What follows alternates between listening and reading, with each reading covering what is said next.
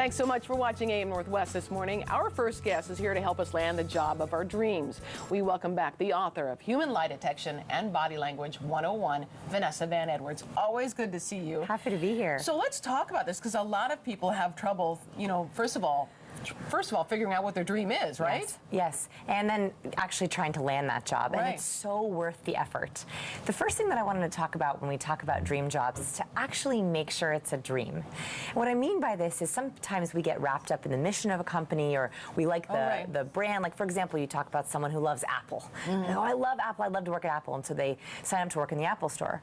What they don't realize is your day-to-day activities is very, very different than a company mission. Right. That's very true. Yes. When you're thinking about a dream job, think about, yes, the mission, the behind the scenes, but also think about what are you doing in the trenches? When you show up to work, are you interfacing with people?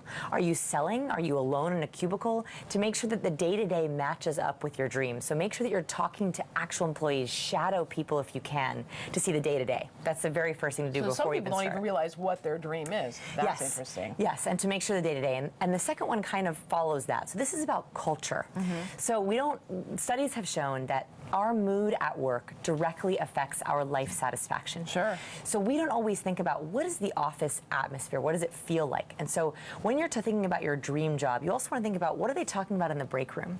Do people take lunches? Is it a competitive culture? Are you traveling all the time? Right. There are websites like Glassdoor.com, Monster, where you can actually look at the reviews from real employees to see what is the culture of this company. Am I going to be happy? Am I going to make friends with my colleagues on a day-to-day basis? Is it a fast-paced company? Is it more relaxed? Exactly. That's really interesting. And sometimes, like, competition is not a bad thing. Sometimes that drives you. But you have to make sure that not only do the day-to-day activities match, but the day-to-day feeling also matches. Because the worst thing is getting into a job and realizing, oh my goodness, I did not realize what I was signing up for. But it could just be you need a different company versus... Or a different department. Different department, If you do a shadow or you're looking at job reviews, you can say, wow, the sales department seems very competitive, but the HR department or the marketing department seems like it's more my fit. So sometimes it's not even a full switch of a career, it's just a department switch. Interesting. Okay, you talk about mutual contacts. So most people put a lot of emphasis when they're talking about the job hunt on their resume and their job skills. Mm-hmm. Very important. But the underlooked, the underestimated thing that you can add to your job experience is mutual contacts. So anytime that you mention a mutual friend, someone that you went to school with, someone in the company to someone, it immediately increases your trust. And that is because someone... I'm sorry, so when you're talking to HR, like when you're having an interview, you say, I have this person, a friend of mine worked at the company back in such a... Exactly. Or like, I love John Smith has worked here for years. He's in the sales department. He talks so much about working at this company. Oh. Or, I think that you went to Emory University, and I know, Sally Hirschberg. Do you know her too? Anytime you mention a mutual contact, it helps with your trust ratings. So do you Google the HR person or whoever is going to do the job interview? I call this deep Googling. Yeah. So deep Googling is basically... I love deep Googling. Yeah. I do it all the time. Just keep your safe search on. Yeah, exactly. That's a very good point. Very important to keep your safe search on. So this is beyond just Google. It's also looking at LinkedIn, looking at Facebook, looking at websites like Goodreads to see what they're reading. There's a lot of actually social networks. What they're reading. Yeah. Okay. So one of the best things you can do before a job interview is find out about the actual person. So looking at who your mutual contacts are, looking at what their interests are, and figuring out what is any kind of mutual link that I have with this person or this company. Mm-hmm. That's going to increase your trust values tremendously. Would it even work if you had the same interests recreationally, like basketball, tennis? 100%. And I would also use Google Images. So most people will search a name in Google Web. Right. You can also search a name in Google Images, and you'll see pictures of them from their high school basketball team, from the art show that they did last weekend, from a nonprofit that they worked with. You'll find out all kinds of things to realize, wow, we have far more mutual interests than I ever imagined. What a great idea. You also talk about matching skills for the needs. So when we go into a job interview, we usually think about what are my skills that are perfect for this job. Mm-hmm. The really extra thing you can do is think about what are the company's needs and how can I match those skills. So let's say, for example, you're a graphic designer and you're like, yes, I'm a really great graphic designer. It'd be better off to say, this company, I know they need a whole bunch of new print ads for the new Olympic campaign they're working on.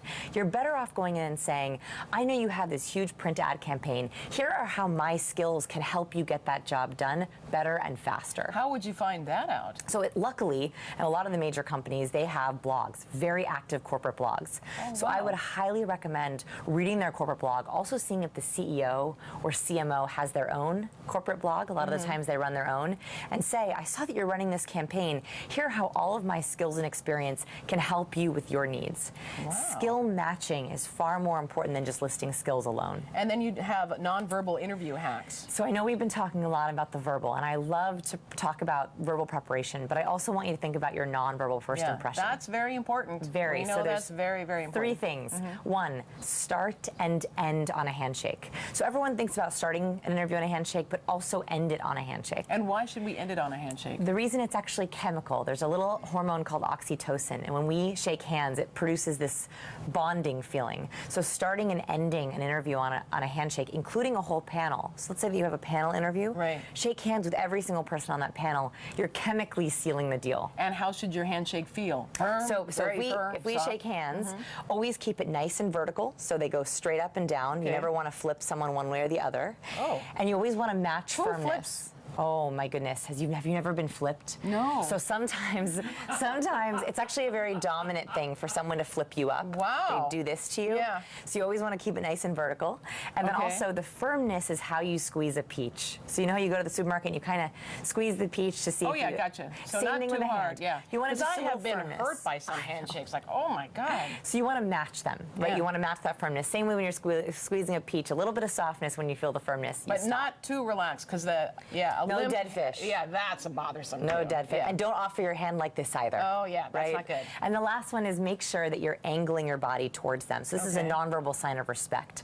So when you're in an interview with someone, if you can keep your shoulders back and angle your shoulders towards their shoulders, it actually is a nice way of getting on the same page physically as well as mentally. Well, those are all really good tips. And easy. And hopefully easy, yeah. very easy to remember. And deep Google too. Deep Google. Yeah. Oh, and we have a couple of resume templates on our website if people want to check them out as well. Okay, so I tell you what, we're going to have a link from our website to your Yes, website. please. Again, your book is titled, and it's a fascinating book too, by the way, Human Lie Detection, Body Language 101, Your Guide to Reading People's Nonverbal Behavior. Vanessa Van Edwards, thank you very much. If you love this video, then give us some love in the comments. Like this video and subscribe to our channel.